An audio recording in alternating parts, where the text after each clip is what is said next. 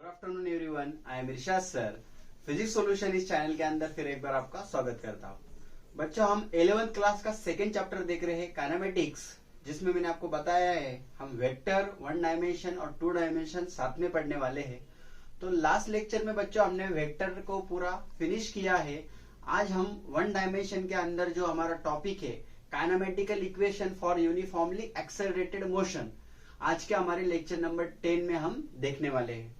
One dimension के ऊपर जो बेसिक कंसेप्ट थे वो पिछले कुछ लेक्चर में मैंने आपको कवर करके दिया है, जैसा वेलोसिटी था, डिस्प्लेसमेंट था, एक्सेलरेशन था, जो बेसिक था उसके बारे में, एवरेज वगैरह हो गया, इंस्टेंटेनियस वगैरह हो गया, वो मैंने आपको बताया है। आप एक बार प्लेलिस्ट जाकर चेक कर लो और वहां पर आपको सभी कंसेप्ट मिलने वाले हैं। तो अभी आज का टॉपिक क्या है हमारा, काइनेमेटिकल इक्वेशन या फिर kinematics equation for uniformly accelerated motion.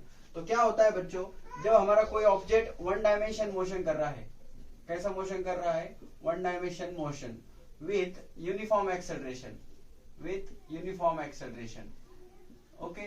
जब हमारा ऑब्जेक्ट मोशन कर रहा है कैसा, वन डायमेंशन मोशन, कैसा मोशन कर रहा, वन डायमेंशन मोशन, और यूनिफॉर्म एक्सेलरेशन से जब मोशन कर रहा है तो हम उसको बोलते हैं काइनेमेटिक्स। क्या बोलते हैं हम उसको, काइनेमेटिक्स। या फिर हम ऐसा समझ सकते हैं, यहाँ पर हम ऐसा भी बोल सकते हैं, यहाँ पर हमारा ऑब्जेक्ट है वन डायमेंशन मोशन कर रहा है विथ यूनिफॉर्म मोशन, तो हम उसको यूनिफॉर्म मोशन भी कह सकते हैं, क्योंकि हमारा ऑब्जेक्ट यहाँ पे मोशन कर रहा है यूनिफॉर्म एक्सेलरेशन से, तो हम उसको यूनिफॉर्म मोशन कह सकते हैं। तो अब क्या होता है, यहाँ पर आपको कुछ इक्वेशन समझने जो 9th में आपको प्रूफ करके दिए हैं।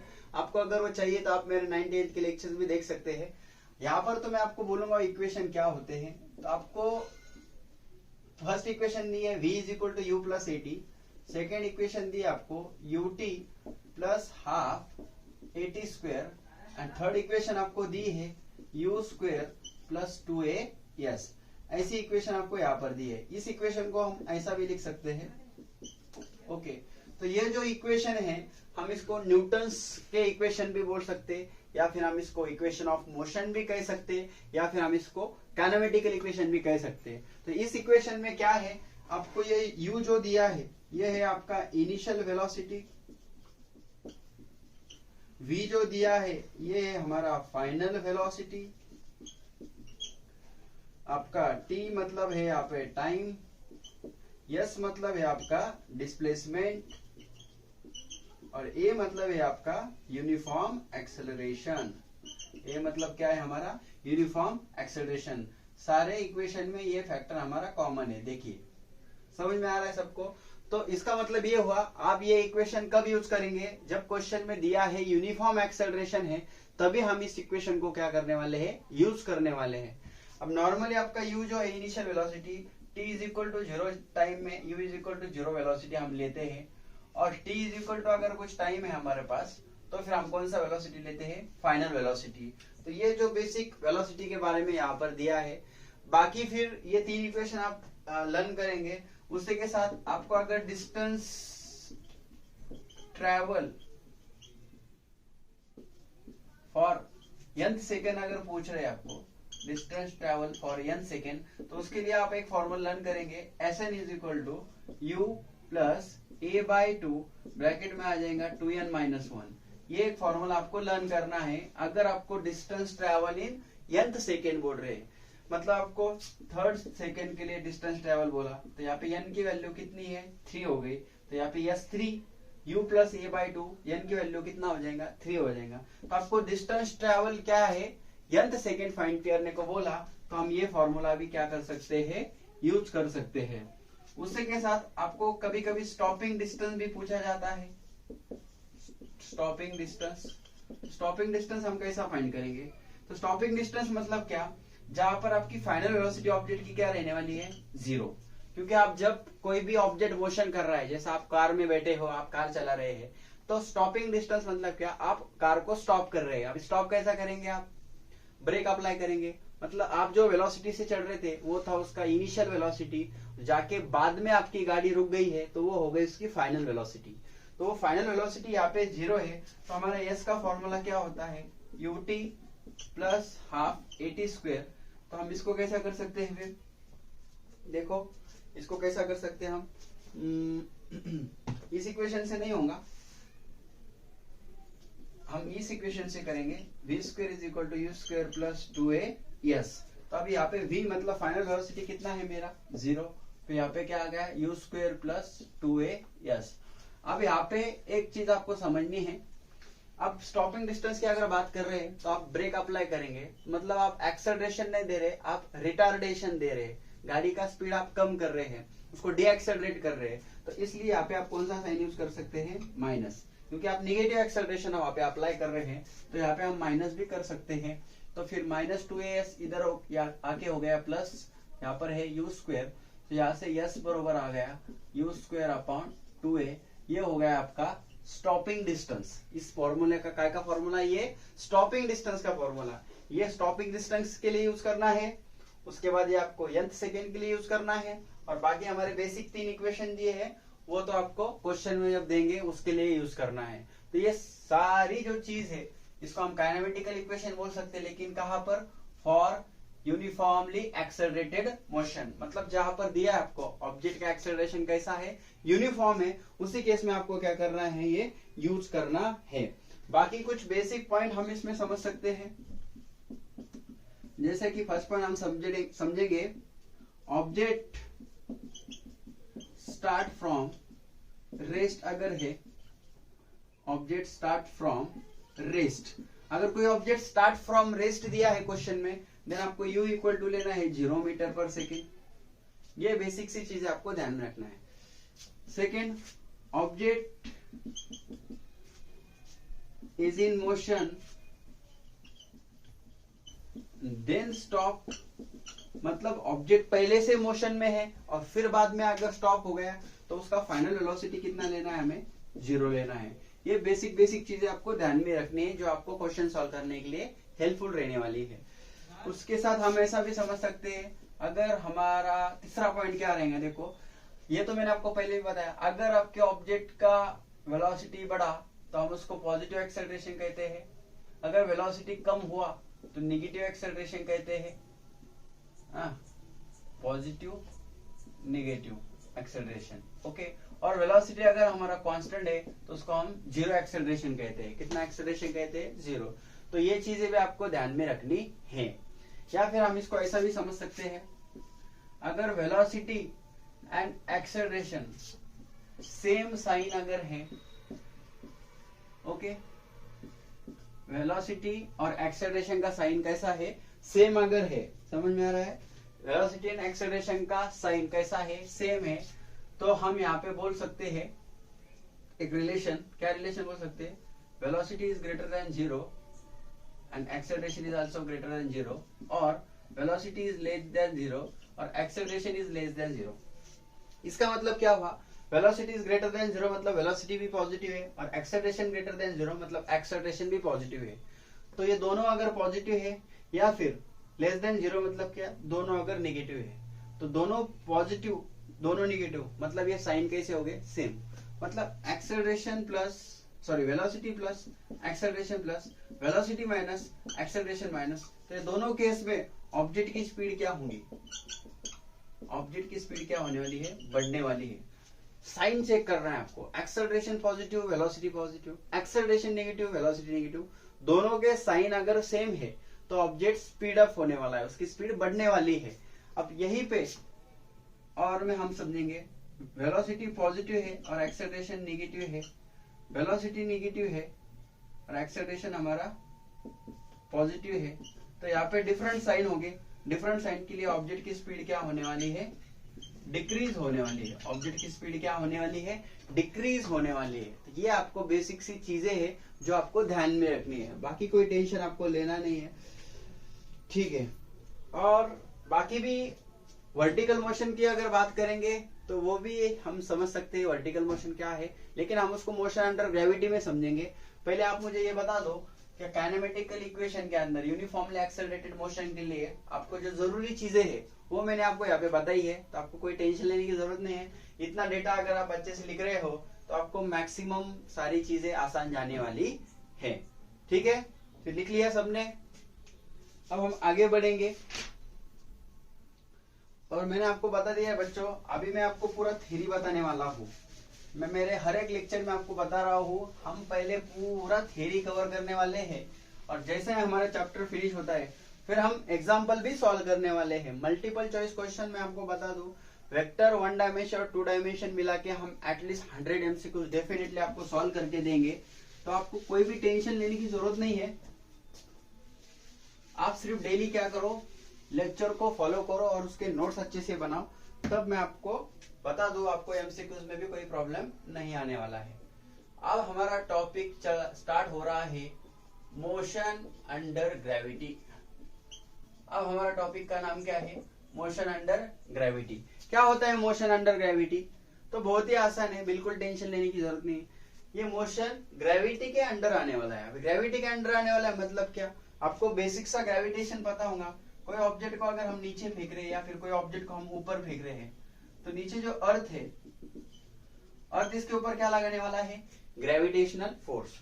दोनों के ऊपर भी अर्थ क्या लगाने वाला है, ग्रेविटेशनल फोर्स।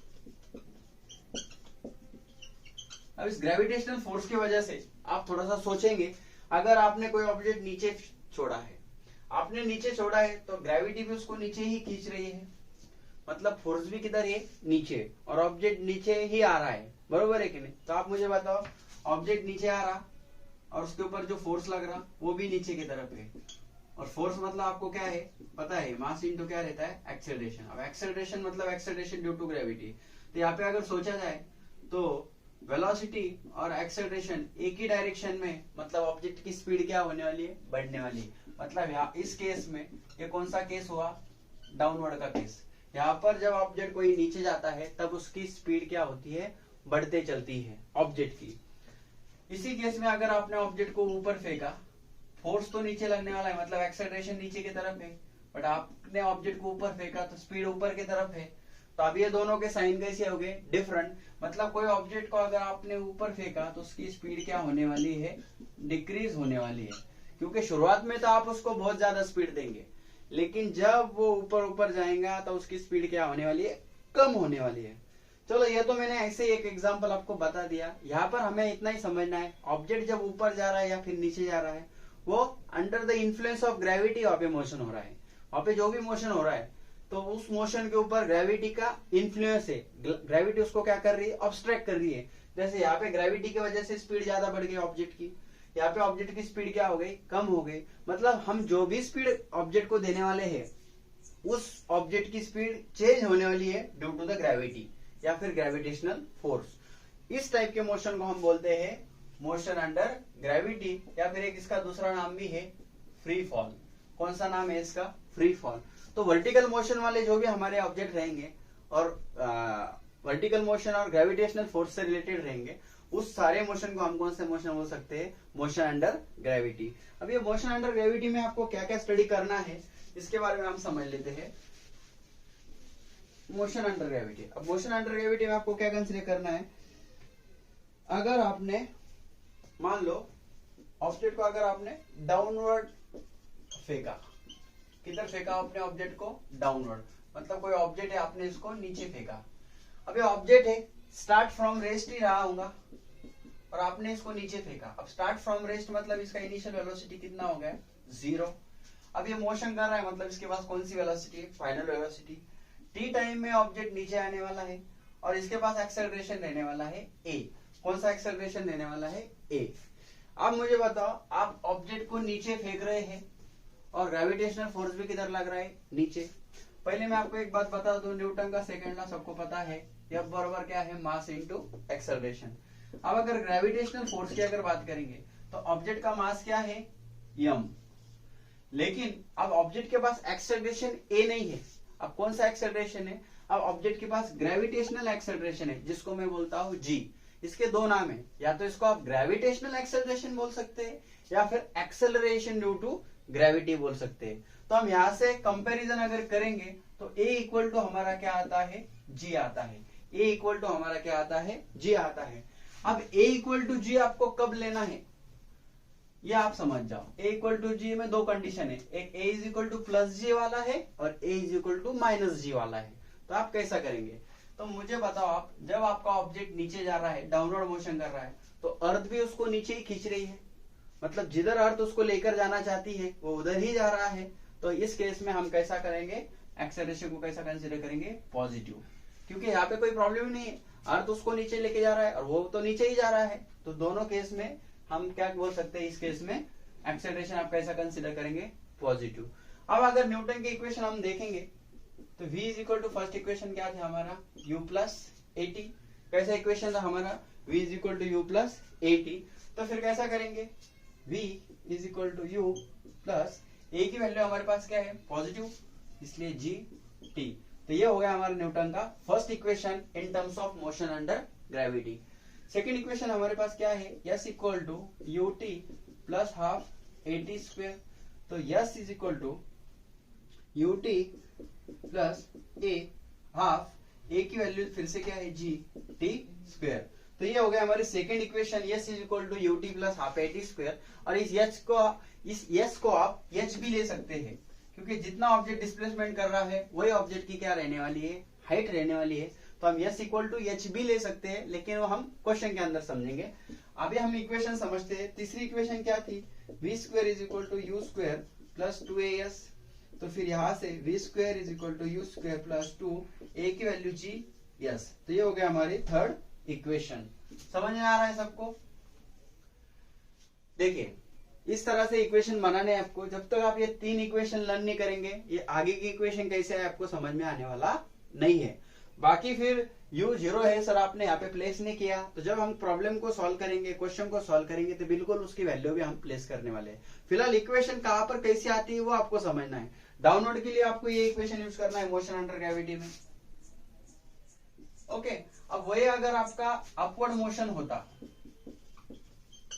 अगर आपका अपवर्ड मोशन होता, मतलब मान लो आपका ऑब्जेक्ट ऊपर जा रहा है और अर्थ उसको नीचे खींच रही है, मतलब अब वो अर्थ का सुन रहा है क्या, नहीं सुन रहा है क्या, नहीं, तो फिर आप क्या होगा, देखो इस केस में जो हमारा एक्सेलरेशन है वो g को तो आप इक्वल लेंगे, लेकिन कैसा लेंगे, माइनस में। क्यों माइनस में इक्वल लेंगे, क्योंकि आपका ऑब्जेक्ट तो ऊपर जा रहा है और अर्थ तो उसको नीचे लेकर जाना चाहती है, तो दोनों में जम रहा है क्या, भी नहीं जम रहा है, तो फिर a is equal to minus g, ऐसा आपको लेना है। फिर आप कैसे इक्वेशन बनेंगे हम ट्राई करते हैं। फर्स्ट इक्वेशन क्या है फिर, v is equal to u plus a t, तो फिर v is equal to u plus a की वैल्यू हमारे पास माइनस जी है और ये t, तो हमारी फर्स्ट इक्वेशन आ जाएंगी v is equal to u plus minus minus g t. ये आ गई हमारी न्यूटन की फर्स्ट इक्वेशन। अभी सेकेंड और थर्ड को आप डायरेक्ट भी लिख सकते हैं, बट मैं बता देता हूं। सेकेंड इक्वेशन क्या है, u t plus half a t square, so s is equal to u t plus half, a की वैल्यू माइनस जी है अभी, okay, so s is equal to u t plus minus again minus g t का square. This is your equation number second. And the equation number 3 क्या रहेगा बताओ, v square is equal to u square plus 2, a की value minus जी, yes, तो third equation आ जाएगा v square is equal to u square plus minus minus, और ये आ गया हमारा अपवर्ड मोशन के लिए न्यूटन के तीनों भी इक्वेशन, लेकिन in terms of motion under gravity which is also called as free fall. ठीक है, ये ऐसे इक्वेशन वगैरह आपको लिखना है, मतलब आपको ज्यादा समझ में आने वाला है। फ्री फॉल की हम डेफिनेशन भी बना सकते हैं, whenever object fall under the effect of gravity it is called as motion under gravity or free fall।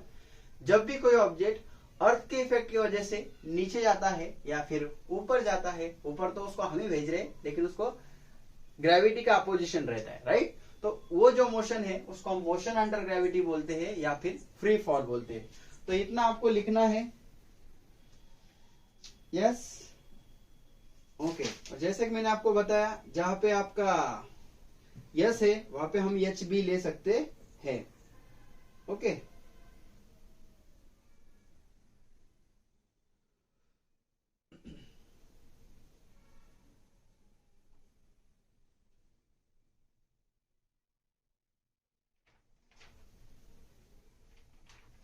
बाकी इसमें थोड़ा सा और बताना चाहूंगा, अगर